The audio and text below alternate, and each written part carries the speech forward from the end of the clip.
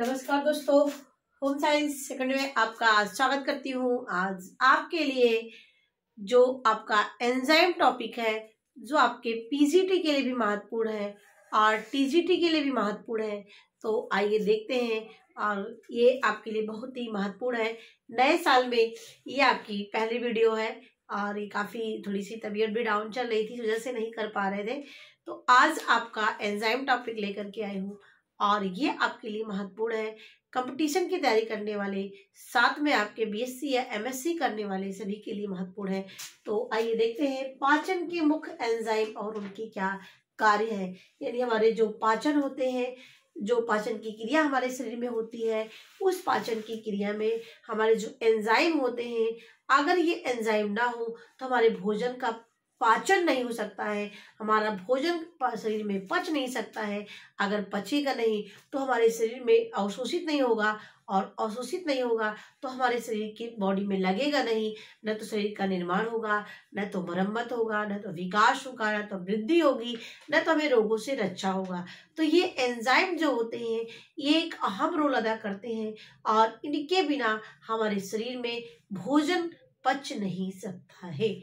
तो ये जो एंजाइम होते हैं, इनका क्या रोल होता है, इनका क्या काम होता है, किस जगह पर ये किस रूप में परिवर्तित होते हैं, ये सब चीजों को हम यहाँ पर चर्चा करेंगे। तो सबसे पहले देखते हैं ये एंजाइम जो होते हैं, एंजाइम की खोज कौन किया है? सर्वप्रथम कुहर नामक वैज्ञानिक ने 1878 में एंजाइम शब्द का प्रयोग किया। कब? 1878 में एंजाइम शब्द का प्रयोग किया। किसने किया? कुहर ने किया। कब किया? 1878 में किया। देखिए, सारे पॉइंट जो आपके एंजाइम से संबंधित क्वेश्चन, चाहे जो भी परीक्षा आप दे रहे हो, हर परीक्षा के लिए ये महत्वपूर्ण है। तो देखिए, एंजाइम से प्रथम कुहर नामक वैज्ञानिक ने 1878 में एंजाइम शब्द का प्रयोग किया। अब यहाँ पे जानते हैं एंजाइम का जो है क्या क्या रोल होता है। तो एंजाइम शब्द जो है क्या है? ये ग्रीक भाषा का शब्द है। क्या है एंजाइम? एंजाइम शब्द ग्रीक भाषा का शब्द है और यह एक रासायनिक प्रक्रिया होती है। यह एक रासायनिक प्रक्रिया है, यानी जो एंजाइम होता है, एंजाइम हमारे भोजन में मिलने के बाद एक केमिकल रिएक्शन करते हैं, केमिकल प्रतिक्रिया करते हैं। यानी ये एंजाइम क्या होता है? एक रासायनिक प्रतिक्रिया होती है। एंजाइम एक कार्बनिक जैव उत्प्रेरक के रूप में कार्य करता है। एंजाइम प्रोटीन से निर्मित होते हैं। याद करना, जितने भी एंजाइम होते हैं वो प्रोटीन से बने होते हैं। और इस प्रोटीन, जबकि जो प्रोटीन होता है प्रत्येक एंजाइम नहीं होता है, लेकिन प्रत्येक एंजाइम किसका बना होता है? वो प्रोटीन का बना होता है। याद रखना, एंजाइम जो है ग्रीक भाषा का शब्द है। ये रासायनिक क्रिया में सहायक होता है, रासायनिक क्रिया करता है और ये कार्बनिक प्रोडक्ट के रूप में होते हैं या कार्य करते हैं। और जो एंजाइम होता है ये प्रोटीन से निर्मित होते हैं। अभी हम जानते हैं ये जो हमारे पोषक तत्व होते हैं, उन पोषक तत्वों में एंजाइम क्या काम करता है। तो हमारे भोजन में जाने के बाद, हमारे भोजन में ये एंजाइम मिलने के बाद क्या काम करते हैं? सबसे पहले हमारे जो प्रोटीन, यानी हमारे आमाशय में जाने के बाद जो प्रोटीन होता है, और जैसे जैसे भोजन का पाचन होता जाता है, लास्ट में जो एंजाइम जो होता है, प्रोटीन को सबसे लास्ट यूनिट, यानी प्रोटीन की जो इकाई होती है, अमीनो एसिड होती है, उसमें ये बदल देने का काम करता है। यानी प्रोटीन को लास्ट यूनिट, यानी प्रोटीन की इकाई अमीनो एसिड में बदल देने का काम करता है। कौन करता है? एंजाइम करता है। यानी एंजाइम हमारे शरीर में लास्ट में क्या पचाता है? प्रोटीन को अमीनो एसिड के रूप में पचाता है। कहाँ पर? छोटी आंत में भी आपको बताएंगे हम। जो कार्बोहाइड्रेट होता है, ये कार्बोहाइड्रेट, ये आपका शर्करा, यानी आपका जो कार्बोहाइड्रेट होता है, उस कार्बोहाइड्रेट को किस बदल देता है? शर्करा में या ग्लूकोज में बदल देने का काम करता है लास्ट में। और जो वसा या लिपिड, यानी जो फैट की चीजें हम जो खाते हैं, उसको किससे बदल देता है? ग्लिसरॉल या फैटी एसिड में चेंज कर देता है। कौन कर देता है? ये एंजाइम कर देते हैं। लेकिन सारे एंजाइम होते हैं वो अलग अलग होते हैं, अलग अलग चीजों को पचाने का काम अलग अलग एंजाइम करते हैं। वो आपको हम ये नेक्स्ट में बताएंगे। तो इतनी बातें आपको हो गया कि एंजाइम का क्या कार्य है और सबसे पहले इसको किसने खोजा था। अब हम आते हैं एंजाइम की क्या विशेषता। जैसे सभी बच्चों की, सभी व्यक्ति की विशेषता अलग अलग होती है, सबके नेचर अलग अलग होते हैं, सबके गुण अलग अलग होते हैं, उसी तरीके से हर चीज के नेचर अलग होते हैं। तो आपको एंजाइम के नेचर को पता करना है कि एंजाइम का नेचर कैसा होता है, एंजाइम के अंदर क्या क्वालिटी होती है, एंजाइम की क्या विशेषताएं होती हैं, इस पे हम जानते हैं। तो ये जो हमारा एंजाइम होता है, कोई भी एंजाइम स्वयं में विशिष्ट होता है। बिल्कुल सही बात है। जितने भी एंजाइम है हमारे इसमें इन्वायरमेंट में, सारे भी एंजाइम क्या होते हैं, उनका एक विशिष्ट होता है, वो अपने आप में यूनिक होते हैं, क्योंकि हर एंजाइम जो होता है अपना अलग अलग रोल अदा करता है। तो कोई भी एंजाइम स्वयं में विशिष्ट होता है, ठीक है, चाहे वो आपका, क्योंकि हर एंजाइम हर चीज को पचाने के लिए नहीं होता, अलग अलग एंजाइम अलग अलग जगह पे काम करते हैं, इसीलिए क्या ये विशिष्ट होते हैं। एंजाइम अपने माध्यम में क्रिया करते हैं। एंजाइम अपने माध्यम में, जैसे ट्रिप्सिन होता है ये क्षारीय माध्यम में क्रिया करता है, उसी तरह से जो पेप्सिन होता है जो आपके उसमें पाए जाते हैं, अमाशय में पाए जाते हैं, ये अम्लीय माध्यम में क्रिया करता है, जबकि ट्रिप्सिन आपका क्षारीय माध्यम में क्रिया करता है। यानी हर एंजाइम जो होते हैं अपने माध्यम में ही क्रिया करते हैं। अम्लीय होंगे तो अम्लीय रूप में क्रिया करेंगे, क्षारीय होंगे तो क्षारीय रूप में क्रिया करते हैं।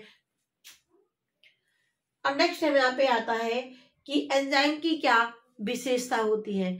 अब देखिए एंजाइम में मैंने बताया कि कोई भी एंजाइम स्वयं में क्या होती है, विशिष्ट होता है। दूसरा, एंजाइम अपने माध्यम में क्रिया करता है। तीसरा, एंजाइम अपनी क्रिया करने से पहले निष्क्रिय अवस्था में होते हैं। बिल्कुल सही पॉइंट है कि हर एंजाइम जो होते हैं ये पहले अपनी अवस्था क्या होती है, निष्क्रिय अवस्था में होती है। जैसे ये भोजन के संपर्क में आते हैं, जैसे ही भोजन के संपर्क में आते हैं, भोजन इनके पास पहुंचता है, वैसे ही क्या करते हैं, ये जो है एक्टिव हो जाते हैं, क्रियाशील हो जाते हैं। इसे ही क्या बोलते हैं, ये एंजाइम होते हैं कि अपनी क्रिया करने से पूर्व ये निष्क्रिय अवस्था में होते हैं और भोजन आने पर ये क्या होते हैं, क्रियाशील हो जाते हैं, यानी एक्टिव हो जाते हैं, उस पर क्रिया करने लगते हैं, उसको तोड़ने का काम करते हैं, भोजन को पचाने का काम करने लगते हैं। लेकिन जब तक उनको नहीं मिलता है अपना कोई जिस पर इनको क्रिया करना है, भोजन कोई नहीं मिलता, तब तक ये क्रिया नहीं करते, तो ये निष्क्रिय अवस्था में रहते हैं। तो 3 क्वालिटी आपने जाना कि अपने आप में विशिष्ट होते हैं, ये अपने माध्यम में क्रिया करते हैं, और तीसरा आपका होता है निष्क्रिय अवस्था में रहते हैं। नेक्स्ट पॉइंट पे आते हैं कि फलों एवं सब्जियों को अधिक ताप पर पकाने से एंजाइम नष्ट हो जाते हैं। यानी इसमें जो एंजाइम पाए जाते हैं, फलों और सब्जियों को बहुत ज्यादा देर तक भोजन सब पकाने पे इनके जो एंजाइम होते हैं वो नष्ट हो जाते हैं। ये भी याद रखना, क्योंकि एंजाइम में क्या पाया जाता है, प्रोटीन पाया जाता है। तो प्रोटीन बहुत अधिक ताप पर देखोगे तो गाढ़ा हो जाता है, मतलब कि बहुत ज्यादा सख्त हो जाता है। तो ये कुछ कुछ जगह पे तो ये फायदेमंद होते हैं, लेकिन बहुत ज्यादा पका देने पर ये क्या होते हैं, इनकी पोषकता खत्म हो जाती है। और एक बात और रखना कि हमारे जो भोजन कच्चा अवस्था में, यानी जो हमारे फल होते हैं पहले कच्ची अवस्था में होते हैं और धीरे पक जाते हैं। तो कच्ची अवस्था पकने में क्या रोल किसका होता है, तो वो एंजाइम के कारण से ही हमारे जो फल होते हैं वो पकते हैं, और पकते पकते एक ऐसी अवस्था आ जाती है कि वो सड़ जाते हैं। तो जब वो सड़ जाते हैं तो उसके लिए कौन सी क्या होता है, वो भी एंजाइम ही होता है। कि एंजाइम की अधिक मात्रा में उसकी अधिक मात्रा में ऑक्सीडेशन होने के कारण से क्या होते हैं, वो आपके सड़ने की नौबत में आते हैं, यानी वो सड़ने लगते हैं। तो ये एंजाइम की क्रिया के कारण से हमारा कच्चा फल पक्का होता है, ठीक है। और बहुत अधिक ताप पर, बहुत अधिक सर्दी पर ये क्या होते हैं, नष्ट हो जाते हैं। ठंडी में भी और गर्मी भी बहुत अधिक पे ये क्या होते हैं, ये नष्ट हो जाते हैं। नेक्स्ट पे हम आते हैं, तो ये आपकी हो गई विशेषता। वेरी वेरी इंपॉर्टेंट क्वेश्चन था और आपके हर एग्जाम के लिए संबंधित है एंजाइम। अब यहाँ पे आता है कि कहाँ कहाँ की कौन कौन सी एंजाइम हमारी बॉडी में है जो अपना रोल अदा करती है। तो देखिए सबसे पहले हमारा मुंह में शुरू होता है आपका। जब भोजन आपका जाता है तो सबसे पहले कहाँ पे जाता है, मुंह में जाता है। मुंह में आपको लार मिलता है जो लसलसा सा होता है, कभी कभी आप थूकते हैं तो देखते हैं लसलसा से रहता है। ये बहुत ही इंपॉर्टेंट अदा करते हैं। अगर ये ना हो तो हमारे भोजन का पाचन भी नहीं हो सकता है, क्योंकि हमारे भोजन को पचाने के लिए इसकी अहम रोल होता है किसका, लार का। तो मुंह में क्या पाया जाता है, लार पाया जाता है। लार किस पे क्रिया करता है, कैसे किस रूप में क्रिया करता है, वो क्षारीय रूप में। कौन सा एंजाइम निकलता है, टाइलिन नाम के एंजाइम निकलता है। याद रखना, मुंह से पाचन होता है, सबसे पहले क्या निकलता है उसमें से पाचक रस के रूप में लार निकलता है। लार कैसे फॉर्म में होता है, यानी जो हमारा एंजाइम होता है किस फॉर्म में होता है, वो क्षारीय रूप में होता है। और ये क्या होते हैं, कौन सा एंजाइम निकलता है मुंह से, यानी लार से क्या निकलता है, टाइलिन नाम की एंजाइम निकलती है। क्या काम करती है कि इसकी रासायनिक क्रिया क्या होती है कि जो पके श्वेतसार को घुलनशील शर्करा यानी डेक्स्ट्रीन और माल्टोज में बदल देने का काम करता है। कुल मिला के ये हमारा जो लार होता है ये हमारा कार्बोहाइड्रेट के रूप में जितनी भी चीजें होती है, जैसे आपका रोटी हुआ, चावल हुआ, तो इसको ये पचाने का काम करते हैं। और इससे जो मीठी चीजें हुई हो, यानी इसको लार की तरह लार मिल करके उसमें भोजन को लुगदी बना देते हैं। तो ये पके श्वेतसार को घुलनशील शर्करा डेक्स्ट्रीन और माल्टोज में बदल देने का काम करता है। कौन, टाइलिन नाम का एंजाइम करता है। दूसरा है हमारा आमाशयी ग्रंथि यानी अमाशय। अब भोजन हमारा ऐसे, ये हमारा भोजन कहाँ पे गया, मुंह से कहाँ गया, ये ग्रास नली के होते होते हमारी अमाशय में भोजन पहुंचता है। पहले मुंह में था, मुंह में आप लुगदी बना लेते हैं भोजन को, फिर उसके बाद आपका ग्रास नली के माध्यम से अमाशय में जाता है। तो अमाशयी ग्रंथियों से क्या निकलता है, जठर रस निकलता है। अब भोजन आपका क्षारीय था, यानी जब आपका लार था भोजन उसमें पचा तो क्षारीय माध्यम में पचा, टाइलिन आपका क्षारीय था। अब आपको जाएंगे जो एंजाइम मिलेंगे, 3 एंजाइम मिलेंगे। कहाँ पे मिलेंगे, अमाशय में मिलेंगे। कैसे, किस माध्यम में रहते हैं, वो अम्लीय माध्यम में। यानी हमारा जो भोजन पचेगा वो अम्लीय माध्यम में पचेगा। और कौन सी एंजाइम पाई जाती है, ये एंजाइम पाई जाती है। क्या क्या है अमाशय में एंजाइम, पहला आपका रेनिन होता है, दूसरा पेप्सिन है और तीसरा लाइपेज है। अब देखिए रेनिन क्या होता है, ये जो दूध होती है वो दूध में जो केसीन नाम की प्रोटीन पाई जाती है, इसको क्या करता है, बदल देता है केसीन प्रोटीन को, यानी दूध को फाड़ने का काम करता है आपका रेनिन। और इसको किसे बदल देता है, दूध की केसीन प्रोटीन को कैल्शियम कैसिनेट में बदल देता है। किसे बदल देता है, दूध की केसीन प्रोटीन को कैल्शियम कैसिनेट में बदल देता है। और एक तरीके से मैंने भी आपको बताया दूध को फाड़ने का काम करता है। कभी आपने देखा होगा छोटे बच्चों को पलटी करते हुए जैसे दूध पिलाते हैं तो दूध नहीं निकलता बल्कि वो फटा हुआ दूध निकलता है। तो यही आपका रेनिन होता है जो दूध को फाड़ने का काम करता है, दूध को कैल्शियम कैसिनेट में बदलने का काम करता है। कहाँ पर करता है, अमाशय में करता है। किस माध्यम में करता है, अम्लीय माध्यम में करता है। क्या पाया जाता है, पाचक रस के रूप में जठर रस पाया जाता है। तो क्वेश्चन आ सकता है कि जो आपका रेनिन होता है ये कहाँ पाया जाता है, तो अमाशय किसमें पाया जाता है, अमाशय में पाया जाता है। किस रूप में, अम्लीय माध्यम में। दूसरा आपका पेप्सिन। अब जैसे आप कोई प्रोटीन की दाल के रूप में, सोयाबीन के रूप में प्रोटीन आप लेते हैं तो आप वो शरीर में जाने के बाद यानी हमारी अमाशय में जाने के बाद ये प्रोटीन को बदल देने का काम कौन करता है, पेप्सिन करता है। पेप्सिन क्या करता है, प्रोटीन पे क्रिया करता है।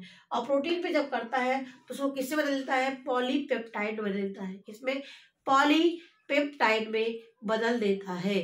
पॉलीपेप्टाइड में बदल देता है कौन, पेप्सिन जो है बदल देता है। किस रूप में, पॉलीपेप्टाइड के रूप में। कौन बदलता है, पेप्सिन बदलता है। कहाँ में बदलता है, अमाशय में बदलता है। तीसरा आता है आपका लाइपेज।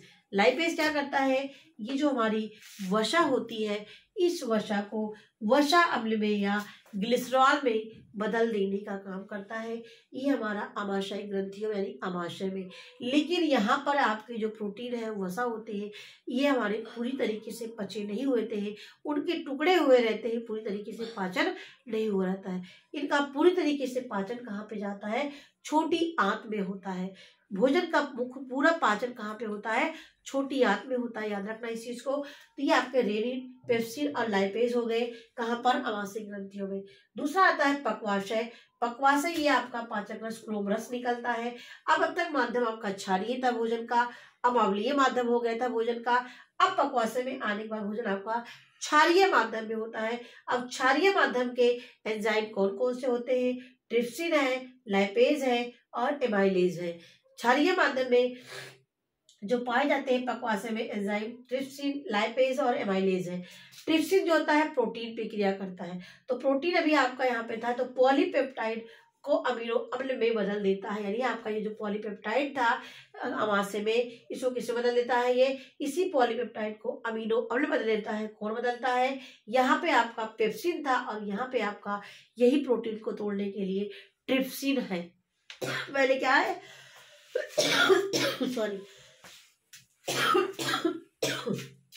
तो पहले आपका पेप्सिन था, उसके बाद क्या आपका ट्रिप्सिन हो गया। किस पे क्रिया किया, प्रोटीन पे। किसको बदल दिया, प्रोटीन पॉलीपेप्टाइड को अमीनो अम्ल में बदल दिया। अब यहाँ पे आपका था लाइपेज। लाइपेज अभी आपका यहाँ भी था, यहाँ भी है। तो ये आपका जो ग्लिसरॉल था अब इसको और भी छोटे में बना देता है, और भी इसको छोटा कर देता है, टुकड़े टुकड़े में कर देता है, महीन कर देता है। तो यही लाइपेज अवसर पे क्रिया करता है, ग्लिसरॉल और फैटी एसिड में बदल देता है। नेक्स्ट आपका आता है माइलेज। एमाइलेज जो होता है श्वेत शर्करा और श्वेतसार को माल्टोज में बदल देने का काम करता है। यानी जो एमाइलेज होता है ये शर्करा और श्वेतसार को, यानी जो आपके कार्बोहाइड्रेट की चीजें होती हैं उसको बदल देता है, किसमें, माल्टोज में बदल देने का काम करता है। माल्टोज में बदल देने का काम कौन करता है, एमाइलेज करता है। अब आपका आता है क्लोमरस हो गया। अब यहाँ पे आता है हमारा जो भोजन गया, कहाँ पे गया, क्षुद्रांत में गया, जिसको हम छोटी आंत कहते हैं। क्षुद्रांत यानी छोटी आंत, जिसको अंग्रेजी में स्मॉल इंटेस्टाइन कहते हैं। ये आंतरस, यहाँ से पाचक रस के रूप में आंतरस निकलता है। अब तक आपका ये क्षारीय माध्यम था, अम्लीय माध्यम था, क्षारीय था।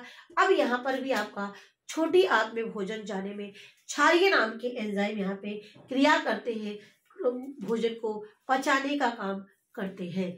अब देखिए यहाँ पे इरेप्सिन। इरेप्सिन क्या होता है, ये प्रोटीन को अमीनो अम्ल में परिवर्तित कर देता है। अभी आपका यहाँ भी प्रोटीन पचा, आपका यहाँ भी प्रोटीन पचा, अब आपका छोटी आंत में भी प्रोटीन पचा।